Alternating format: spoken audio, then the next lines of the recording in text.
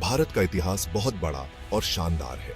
यह समय की नदी जैसा है जो अपने साथ बहुत सारी सभ्यताएं, राजाओं के राज और नए नए विचार लेकर बहती है। यह कहानी सिंधु घाटी सभ्यता के वैभव से शुरू होकर आधुनिक भारत के जन्म तक जाती है। इस महान गाथा के हर मोड़ पर हमें ज्ञान, कला, संस्कृति और बहादुरी दिखाई देती है। भारतीय उपमहाद्वीप हमेशा से अलग अलग संस्कृतियों का संगम रहा है। यहाँ अलग अलग धर्मों, भाषाओं और संस्कृतियों का जन्म हुआ। यही विविधता भारत की पहचान बन गई है। इस धरती ने बहुत से महापुरुषों, विचारकों और शासकों को जन्म दिया, जिन्होंने इतिहास की दिशा बदली और मानव सभ्यता को अमीर बनाया। यह निबंध भारत के इतिहास के कुछ महत्वपूर्ण समय के बारे में बताएगा। हम वैदिक युग, मौर्य साम्राज्य, मुगल साम्राज्य और 1947 में भारत की आजादी पर बात करेंगे। हमारा उद्देश्य इन युगों की खासियत को समझना और आधुनिक भारत पर उनके प्रभाव को जानना है। आइए इस ऐतिहासिक यात्रा पर चलें और भारत के गौरवशाली अतीत की एक झलक देखें। यह यात्रा हमें न केवल अपने इतिहास को समझने में मदद करेगी, बल्कि वर्तमान को बेहतर बनाने और भविष्य बनाने के लिए भी प्रेरित करेगी। वैदिक युग लगभग 1500 ईसा पूर्व से 500 ईसा पूर्व तक भारतीय इतिहास का एक महत्वपूर्ण मोड़ था। इस युग का नाम वेदों के नाम पर पड़ा है, जो प्राचीन भारतीय ग्रंथ हैं और हिंदू धर्म के पवित्र ग्रंथ माने जाते हैं। वेदों में हमें उस समय के समाज, धर्म, दर्शन और लोगों के जीने के तरीके की एक झलक मिलती है।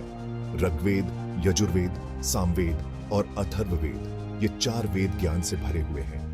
इनमें देवी देवताओं की स्तुति के साथ साथ जीवन, मृत्यु, ब्रह्मांड और मनुष्य होने का रहस्य भी बताया गया है। वैदिक काल में कर्मकांड, यज्ञ और हवन बहुत होते थे। लोग प्रकृति की पूजा करते थे और उसे देवता मानते थे। सामाजिक व्यवस्था वर्ण व्यवस्था पर आधारित थी, जिसमें समाज को 4 वर्णों ब्राह्मण, क्षत्रिय, वैश्य और शूद्र में बांटा गया था। वैदिक युग ने भारतीय संस्कृति और परंपराओं की नींव रखी। वेदों का प्रभाव आज भी भारतीय समाज पर देखा जा सकता है। वेदों में जो ज्ञान और दर्शन है, उसने हमेशा भारतीयों को प्रेरित किया है। मौर्य साम्राज्य 322 ईसा पूर्व से 185 ईसा पूर्व तक भारतीय उपमहाद्वीप के इतिहास का एक महत्वपूर्ण अध्याय है। चंद्रगुप्त मौर्य ने इस विशाल साम्राज्य को बनाया था, जो आज के अफगानिस्तान से लेकर बांग्लादेश तक फैला था। मौर्य साम्राज्य की सबसे बड़ी उपलब्धि उसकी बहुत अच्छी प्रशासनिक व्यवस्था थी।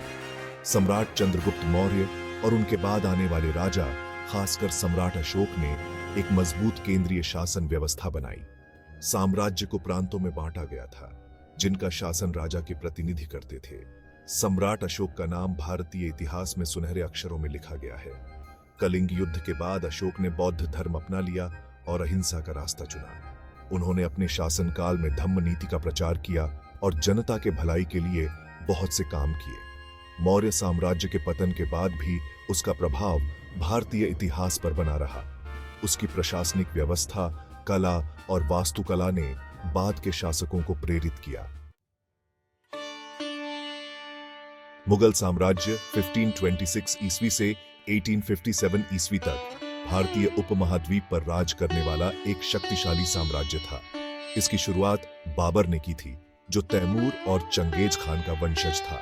मुगल काल को कला, साहित्य, वास्तुकला और संस्कृति के विकास के लिए जाना जाता है। इस युग में बनी ताजमहल, लाल किला और फतेहपुर सीकरी जैसी इमारतें आज भी मुगल स्थापत्य कला की भव्यता दिखाती हैं।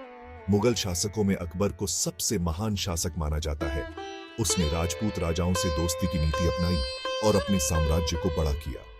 अकबर ने दीन-ई-इलाही नामक एक नए धर्म की स्थापना की और सभी धर्मों के प्रति सहिष्णुता की नीति अपनाई।